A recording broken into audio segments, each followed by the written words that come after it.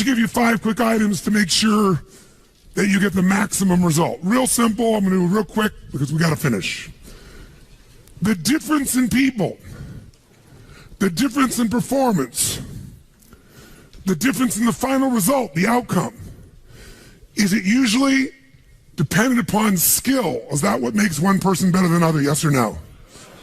How many have seen someone with unbelievable innate skill get wiped out by an athlete, a person, a business individual who clearly had less skill? How many have seen this happen? Say aye. It's our ability to maximize.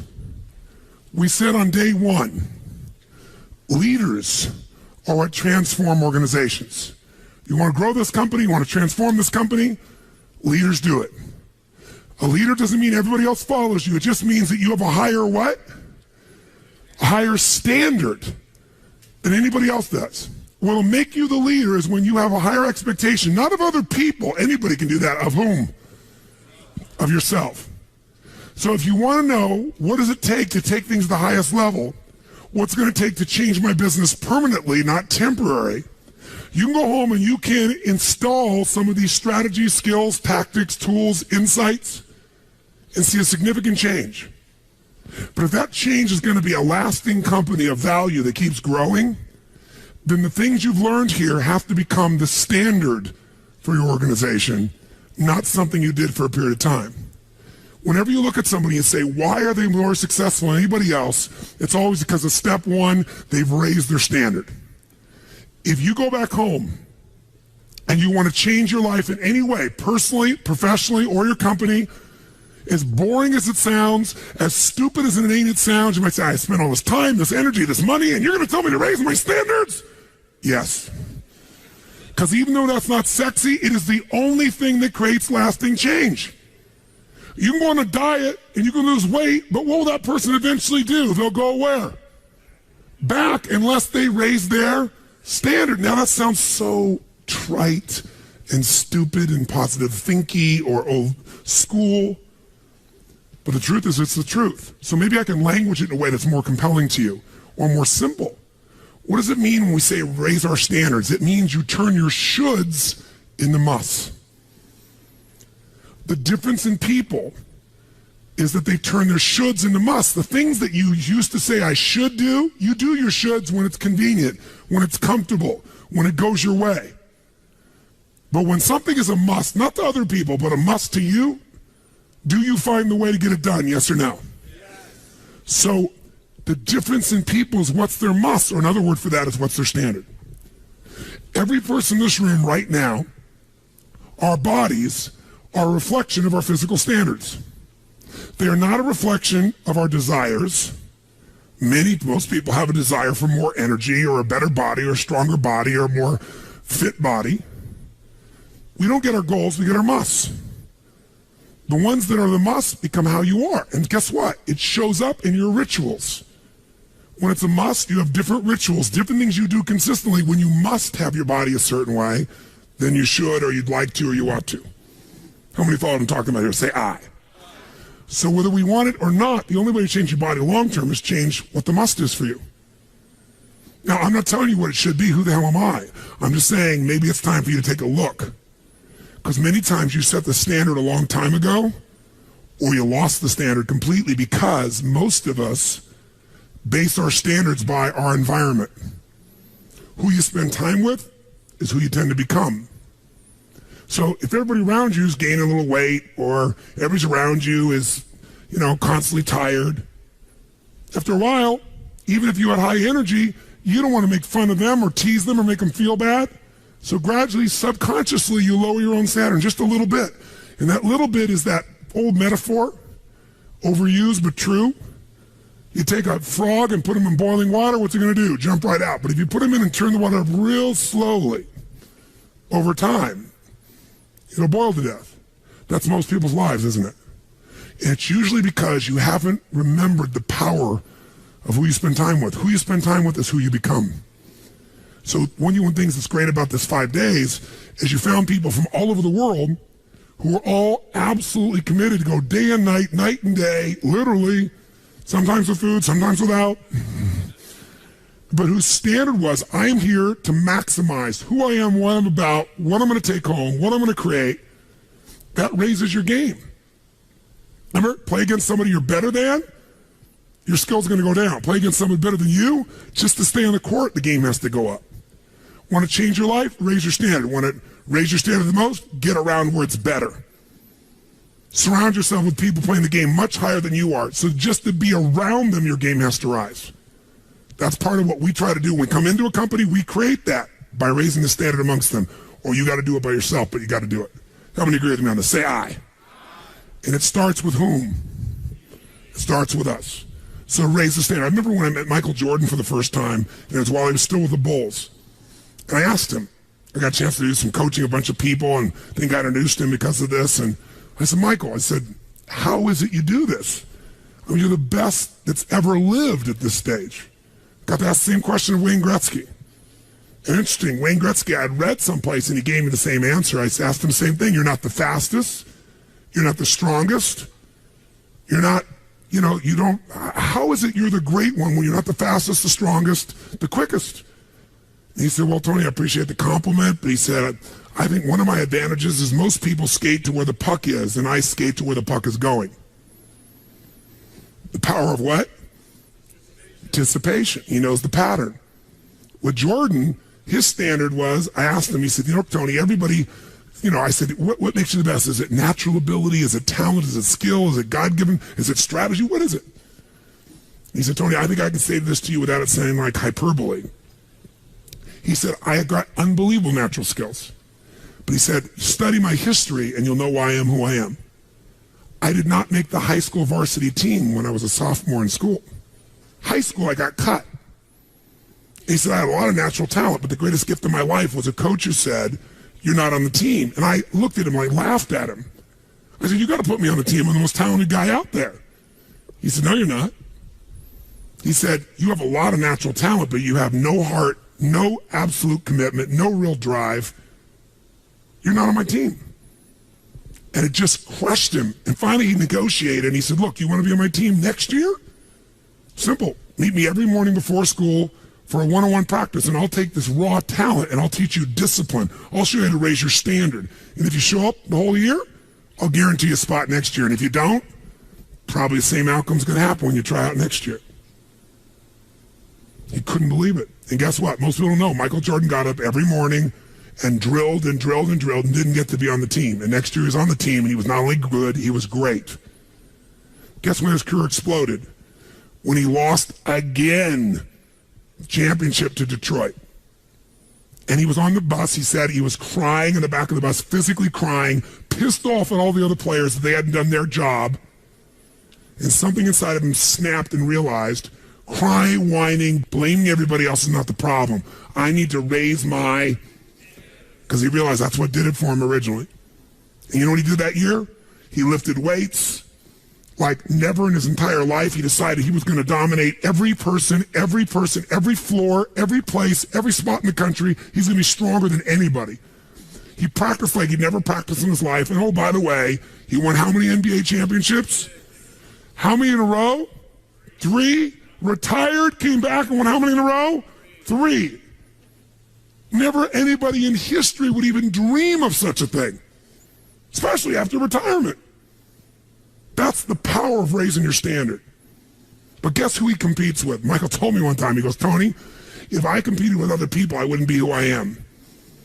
He said, my competition is with the best I can be. They're trying to compete with me. That's why I beat them. Because they're competing with where I am. But I'm competing with where I can be. Think about that mindset.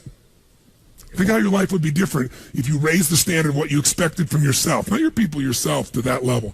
How things could shift. It's all about changing your shoulds to musts.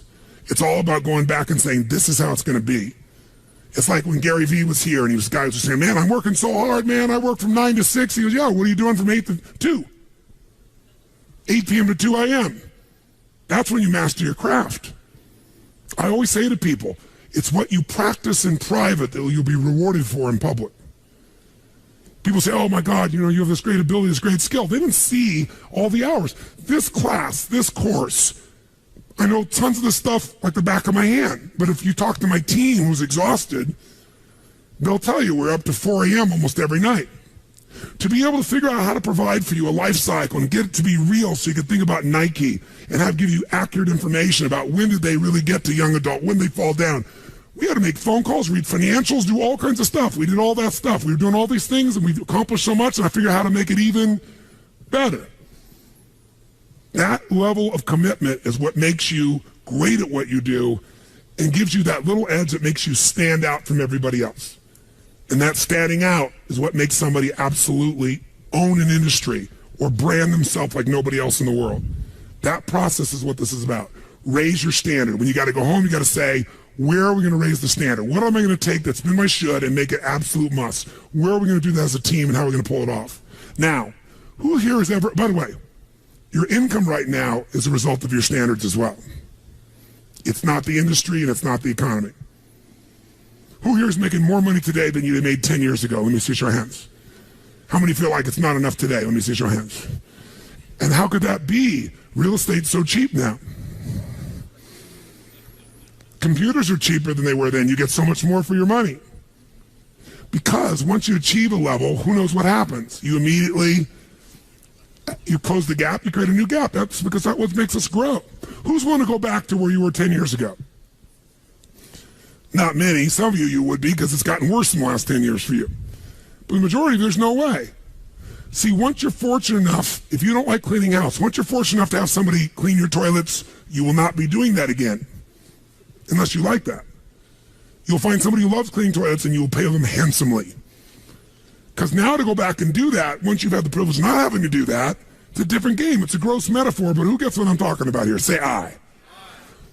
Once you have a must, you find a way to get to it. Every one of you in this room is earning what you must earn, not a dime more. Don't get me wrong, you might have big goals, big desires, but it's not a must for you.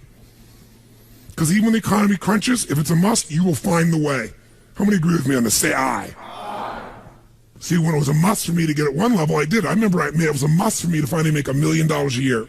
I had my son Jarek going to be born. I swore I would never have a child unless I was financially set, and I wasn't financially set, and he was on his way. I went from $38,000 a year to making $1 million a year in the next 12 months. That was all BS. In my head, I thought all my growing up, all the pain was because my parents fought because there was no money. They would have fought anyway. Because I believed that, though, I raised the standard, made it happen. And then I made $1 million a year for 7 straight years. Even though I built 5 more companies, even though I was helping more people, I made the same amount of money. Guess why? That was my must. At some level above that, seemed greedy. Now, it wasn't like I had this incredible lifestyle. I owned a magical home. I had this place called the Del Mar Castle overlooking the ocean in Del Mar, California. But I was on the road, staying at the Ramada Inn in Milwaukee with shag carpeting and smelly, dead animals on the wall on my birthday. And my maid, she's back at home in the castle going, "Oh, Mr. Robbins, happy birthday. Oh, I can't help thanking you. It's so wonderful. Oh, Mr. Robbins, it's so beautiful here. I was sitting out in the jacuzzi overlooking the ocean. Oh, yes. Oh, I've lost 22 pounds. I can't tell you. It's been so amazing. I get on your stair, Mr. Robbins." And I'm thinking, she's got a multi-million-dollar lifestyle. How many can relate to this in some way, right? So I went from 38,000 to $1 million because I changed my income. It became an absolute what? It was nothing about money. It was about growing. Because I knew to make more, I'd have to help more people. I'd have to expand. And I came up with this goal. I wanted to feed all the people in San Diego that were homeless. First, my goal was 1/3 of the homeless people. And then my goal was everybody. I said, if I can go from 38,000 to $1 million, I should be able to go from $1 million to $3 million in 3 years. And I did it in 12 months. I found the why. I found the reasons. I got a different RPM. But it became a must for me, not a should. You're meeting your must, my friends. Maybe it's time to change your must. Some people's must is to survive. Some people's must is to be okay. Some people's must is to have freedom. Some people's must is to have more than they could possibly spend. Some people's must is take care of everybody around them. Whatever your must is, you're going to get it. When you leave here, get clear on your must. Or raise your what? Step 2, real fast. I'm going to do it real fast. Who here's ever raised the standard And you get out there and you go, I'm going to go do this. And I'm committed. I'm going to change this. I'm going to make that happen. I'm going to lose 50 pounds. I'm going to take my company to the next level. And you're all excited. And then all of a sudden this voice in your head goes, who are you kidding? Who's ever had one of these? Raise your hand and say, I. So once you raise your standard, you got to get certainty behind it. You can sustain it. And that means you got to change your limiting beliefs. You got to change your limiting beliefs. And who has limiting beliefs, by the way? Who? Everyone does. So you got to become aware of it and you got to destroy it. Now, how to do that? Honestly, if you've been to the UPW, you know how. If you haven't, come join me in San Jose or someplace else. And who has limiting beliefs, by the way? Who? Everyone does. So you got to become aware of it and you got to destroy it. Now, how to do that? Honestly, if you've been to the UPW, you know how. If you haven't, come join me in San Jose or someplace else and come through the experience. When you change your limiting belief, everything changes. Because as you believe, so is it done unto you. If you believe you're right, or you believe you're wrong, you're right. Because whatever you're certain about, you find a way to support it. I always teach people to exercise. Try this. And if you know it, do it fresh. Look in this room real fast for everything that's brown in this room. I'm going to give you a test. What's brown? Quick. Look for brown, look for brown, look for brown. Brown hair, brown clothing, brown. Close your eyes. Tell me everything you saw in this room that's red. Raise your hand if you see more brown in your head than red and say, I. Open your eyes. Now look for red. Look for red. Look for red. Look for red. Look for red. Look for red. Look everywhere for red. Look for red. Raise your hand if you found more red this time. Raise your hand and say, I. Why? Because you're looking for it. Because whatever you focus on, you'll find. In fact, you'll find stuff that's not there. How many saw beige, called it brown just to feel successful? How many saw burgundy, called it red just to feel successful? See, once you believe something is a certain way, out of your need for certainty, you'll change things to meet that belief. Let me show you in 2 seconds flat why the rich get richer and the poor get poorer. I call it the success cycle. Real fast. Draw yourself 4 squares, put them up on the screen here. You'll see, as I do this, take a quick look. You'll notice you've got the word potential up in the left-hand square. Up in the right-hand square is the word action. Bottom right is the word results. Bottom left is the word belief, or another word for that would be a sense of certainty. Potential, action, belief, results. And notice there's arrows in a clockwise fashion where they just keep feeding each other over and over and over again. So again, it's potential, action, results, belief, or another word for that would be certainty. Now, did you ever notice how rich people tend to get richer and poor people to get poorer? And I don't just mean rich in financial terms. I mean people that are rich emotionally. Do you ever notice how happy people tend to get happier? And depressed people tend to get more depressed? How many have found this to be true? Say aye. It's because the power of momentum and what I'm about to show you. So let me show you something here. What's the potential of any human being? You tell me, quick. Unlimited. Do most people's results reflect that true potential? Yes or no? No way. Why? Because most people aren't taking enough what? But is it possible to take a lot of action and still get lousy results? What if you got a salesman that works for you and they walk out and they knock on 100 doors and they say, you wouldn't want to buy anything from me, would you? Or they don't say that verbally, but they say it non-verbally. Is that going to affect their results? Yes or no? So it's not enough even to take enough action, because when we believe it's not going to work or we're uncertain, does that affect how much of our potential we tap? Yes or no? See, if you don't think it's going to work, you're not going to put out a bunch of your energy when you think it's going to fail. And by the way, when you're not sure, you tap little potential. Do you take little or a lot of action? When you're not sure, when you think it's not going to work, do you take massive action or little action? Now, when you take little potential with little action, what kind of results do you get? Little lousy results. And when you get lousy results, what does that do to your belief? You go, see, I told you it wasn't going to work. Told you it was a waste of time. And then, by the way, when you have less belief, how much more potential do you take? More or less? If it's possible, you tap less potential, more or less action. Less. And what happens to your results? They get even what? And now they got worse results. What does that do to your belief? And by the way, now you see the current economy. Isn't it true? Everybody out there is going, oh my God, the results are so bad, it's going to get worse in the future, So I better pull in my horns. There's less potential. So I'm not going to push as hard. I'm not going to take much action. Oh my God, I'm getting lousy results with little potential action. Oh my God, it's going to get worse. That's what creates a recession, depression, whatever you want to call it. How do you change that? By the way, can it work the opposite direction? What would happen if something inside you gave you so much certainty inside of you that you felt absolutely certain that recession was your friend, that the worst economy for you was the greatest time on earth, that all you had to do was manage your state and apply your fundamentals and immerse, stay coached so you don't get off the target, keep taking action, and you could own your business and you go to other people's businesses. How many believe that, by the way, now? Say aye. When you have that kind of certainty, are you going to use more of your potential when you go home or less? Which one, my friends? Are you going to take less or more action? When you are certain and you use lots of your potential with massive action, what kind of results do you get? Massive action gets massive results. What kind of belief do you get now when you get better results? You go home, you use your core story. You go home and you take one of these techniques, you get a different response. You go home and you stimulate a new source of profit or income. You go home and you add a service. You go home and do anything. And it works. Your brain goes, yeah, it works. Now, by the way, at Home X, we went in there. Thank God we went in there because they took our stuff and it looked like it wasn't working. Do you remember that? Yes. Because some people there didn't want the change to happen. So we had to dig in and find it was working. We knew you can't take action. You can't sow that seed and reap nothing. So we uncovered what was really going on. You're going to have to watch for the same thing, depending upon the size of your organization. But bottom line, when you get great results, belief gets stronger. Now you're totally certain. Are you going to use more or less potential, my friends? Which one? More. You're going to take even more what? Get an even greater what? Even more certainty. And now what happens to your business? Boom, boom, boom, boom, boom, boom, boom. And now you have a different momentum. And so your economy does not have to reflect the economy. You get to create your economy. You get to decide whether you freeze to death or ski or snowboard.